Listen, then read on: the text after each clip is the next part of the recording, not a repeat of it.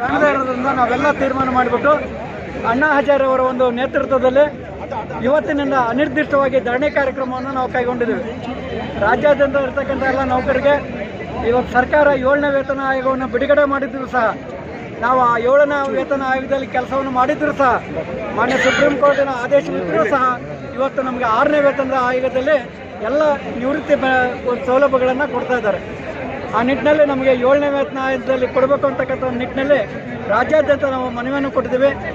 ಮಾನ್ಯ ಸಿದ್ದರಾಮಯ್ಯನವರ ಸಚಿವ ಸಂಪುಟದಲ್ಲಿರ್ತಕ್ಕಂಥ ಎಲ್ಲ 28ಕ್ಕೂ ಹೆಚ್ಚು ಮಂತ್ರಿಗಳು ನಮ್ಮ ಒಂದು ಮನವಿಯನ್ನು ಪುರಸ್ಕರಿಸಿಬಿಟ್ಟು ಸಿದ್ದರಾಮಯ್ಯನವರಿಗೆ ಮತ್ತು ಹಣಕಾಸು ಇಲಾಖೆ ಕಾರ್ಯದರ್ಶಿ ಅವರಿಗೆ ಪತ್ರಗಳನ್ನು ಬರೆಯುವ ಮೂಲಕ ಇವರಿಗೆ ನ್ಯಾಯಯುತವಾದ ಬೇಡಿಕೆಯನ್ನು ಇಟ್ಟಿದ್ದಾರೆ. ಕೂಡಲೇ ಇವರ ನ್ಯಾಯಯುತವಾದ ಬೇಡಿಕೆಯನ್ನು ನಿಯಮಾನುಸಾರ ಇವರಿಗೆ ಪ್ರಕಟಿಸಬೇಕು ಅಂತಕ್ಕಂಥ ಒಂದು ಒತ್ತಾಯವನ್ನು ಮಾಡಿದ್ರು ಸಹ ಸಿದ್ದರಾಮಯ್ಯನವರು ಇದುವರೆಗೆ ನಮ್ಮ ಕಡೆಗೆ ನೋಡ್ತಾ ಇಲ್ಲ.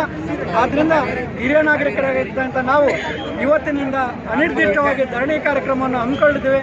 ಈ ಒಂದು ಸಂದರ್ಭದಲ್ಲಿ ಈ ಒಂದು ಧರಣಿ ಕಾರ್ಯಕ್ರಮದಲ್ಲಿ ಭಾಗವಹಿಸಿ ಬಂದಂಥ ರಾಜ್ಯಾದ್ಯಂತ ಬಂದಂಥ ಎಲ್ಲ ನಿವೃತ್ತ ನೌಕರರಿಗೆ ನಾನು ಅಭಿನಂದನೆಗಳನ್ನು ಸಲ್ಲಿಸ್ತೇನೆ. ಸರ್ಕಾರಕ್ಕೆ ಒಂದು ಎಚ್ಚರಿಕೆಯನ್ನು ನಾನು ಈ ಮಾಧ್ಯಮದ ಮುಖಾಂತರ ಕೊಡ್ತಾ ಇದ್ದೇನೆ. ಮಾನ್ಯ ಸಿದ್ದರಾಮಯ್ಯನವರೇ, ಮಾನ್ಯ ಶಾಲಿನಿ ರಜನೀಶ್ರವರೇ, ನಾವು ನಿಮಗೆ ಕೇಳ್ತಾ ಇರೋದಿಷ್ಟೇ, ಇವತ್ತು ಬಂದಿರತಕ್ಕಂಥವ್ರು ಹಿರಿಯ ನಾಗರಿಕರು, ಸರ್ಕಾರದಲ್ಲಿ 30-40 ವರ್ಷ ಕೆಲಸ ಮಾಡಿರ್ತಕ್ಕಂಥವ್ರು, ಅವ್ರಿಗೇನಾದರೂ ಆರೋಗ್ಯದಲ್ಲಿ ತೊಂದರೆ ಆದರೆ, ಸಾವು ನೋವು ಉಂಟಾದರೆ, ಸಾರ್ವಜನಿಕ ಆಸ್ತಿ ಪಾಸ್ತಿಗೆ ನಷ್ಟ ಆದರೆ, ಸರ್ಕಾರದ ಆಸ್ತಿ ಪಾಸ್ತಿಗೆ ನಷ್ಟ ಆದರೆ ನೀವೇ ಸರ್ಕಾರ ಹೊಣೆ ಆಗ್ತದೆ, ನೀವಿಬ್ಬರೇ ಹೊಣೆ ಆಗ್ತೀರಿ, ನೇರವಾಗಿ ಹೊಣೆ ಆಗ್ತೀರಿ ಅನ್ನೋ ಮಾತನ್ನು ಈ ಮಾಧ್ಯಮದ ಮುಖಾಂತರ ಕಳಿಸ್ತೀವಿ.